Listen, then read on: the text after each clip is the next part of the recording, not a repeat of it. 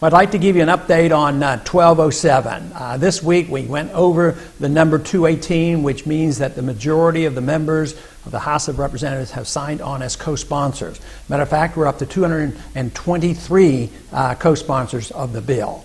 And this means that the momentum is picking up. It would be nice someday to see 290, which would mean that it could be passed even under suspension. We still have a long way to go, but this is really a very important event, an important number. We also have to remember that we should push 604, the Senate bill, which is the same bill.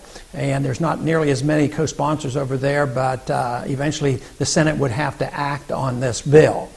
But we also have the strong support of Dennis Kucinich. Matter of fact, he came on and symbolically became the 218th member to co-sponsor our legislation.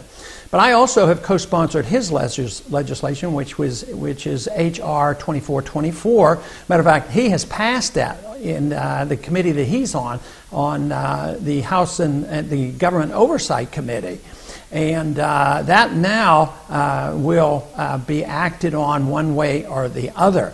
Now his bill is a little bit different. What it does, it provides access from Congress and the GAO to look at the papers in the Federal Reserve dealing with the lending facilities that were all devised here in this past year. And that is very important. And I have, like I said, been a co-sponsor of that. But his bill now has several things could happen. That could be brought directly to the floor, or it could go to the Banking Committee. Matter of fact, I think Chairman Frank is asking to take a look at that bill, and that's not all bad, but it does lend itself to some confusion. But if it comes to the Banking Committee, then I might then have the opportunity to take 1207 and attach it to what Mr. Kucinich has done, and that would be fine. His bill doesn't cancel my efforts out, and my bill doesn't cancel his efforts out. But 1207 is much broader. Dennis's bill has a sunset provision. After 5 years, it's sunsetted. That's not all bad, but it's not as good as what we want. And what 1207 does, it's an overall audit of everything the Fed does, and there's no sunsetting on it, and it calls for a full audit. So it's a different approach. 1207 is much more thorough. And of course, we want to make sure that the bill in the Senate gets momentum as well. So we are now, looking forward to some very positive things happening. But we also have to remember there's nothing automatic about this. I think when push comes to shove, the authorities who will be under the gun if we ever get the Fed exposed are going to come down real hard, and they're going to be talking to the leaders of both parties on all the bad things that could happen if they ever found out what was going on. But in a way, I don't lie awake at night worrying about this, because I think we've had a major victory. We've had a moral victory, and we've had a political victory. We may well end up with a legislative victory, but just think, even if they close us out and they don't allow this bill to be passed, it will prove our point. It will prove our point that there's a lot of shenanigans going on in the Federal Reserve that deserve attention.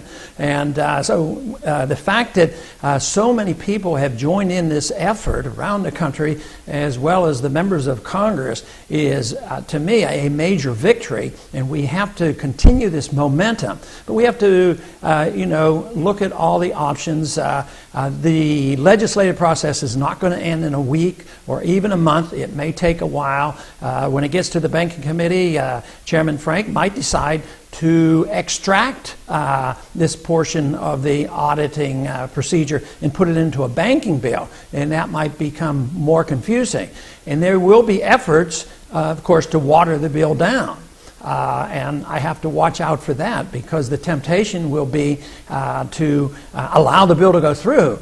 but strike a few clauses or put a phrase in there that really guts the bill. That's essentially what happened in 1978 when the audit bill was passed. They said, sure, you can audit the Federal Reserve now, except for, and then they listed all the exclusion and made the audit bill in 1978 worthless. And we need to correct that. It's a tremendous opportunity right now for us to find out more about the Federal Reserve, rein in the Federal Reserve, and in time we can talk about why we don't need a Federal Reserve and why we need a constitutional system of money, which of course is not paper money, and it can't be run and managed by a central bank. But overall, there's every reason to be excited about what has happened and that we are making great progress here in the Congress and around the country for monetary reform.